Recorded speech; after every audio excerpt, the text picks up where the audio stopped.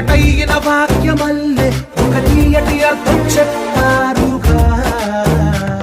విడివిడిగా వీళ్ళు స్వరాలే కలగలిపిన రాగమల్లే ఒక కమ్మని పాటై నిలిచారు